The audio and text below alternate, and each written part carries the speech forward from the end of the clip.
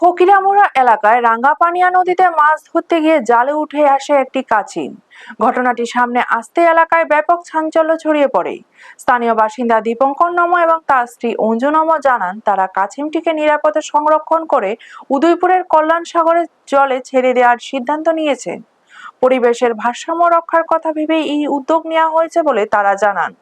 ঘটনাটি জানাজানি হতেই কাছিমটি দেখার জন্য তাদের বাড়িতে স্থানীয় মানুষজন ভিড় জমাতে শুরু করেন। অনেকে কাছিমটি কাছ থেকে দেখতে উৎসাহ প্রকাশ করেন এবং এই ধরনের বন্যপ্রাণী সংরক্ষণের উদ্যোগকে স্বাগত জানান। এলাকাবাসীর মতে নদীতে এমন বিরল প্রাণী ধরা পড়া খুবই স্বাভাবিক ঘটনা নয়, তাই বিষয়টি ঘিরে কৌতূহল ও আলোচনা তৈরি হয়েছে। পরে কাছিমটিকে যথাযথভাবে কল্যাণ সাগরে ছেড়ে দেওয়া হবে বলে জানিয়েছেন পরিবারের সদস্যরা। ব্যুরো রিপোর্ট, নিউজ তৎকাল 24। পাইছে কাছিমটা মাছ ধরতে গিয়েছে, এখন জালো উঠছে, জালো উঠে আমরা না দেবো না যে রাখছি কে রে দিয়ে যায় মাথার বাচ্চা আর না লেগে উদয়পুর মারবার ছেড়ে দিবে। কোন নদীতে পাইছে এটা? এটা কোন জায়গাটা ধরছিল? জায়গাটার নাম কিটা? ফকিরামুড়া পরিমল চমনি।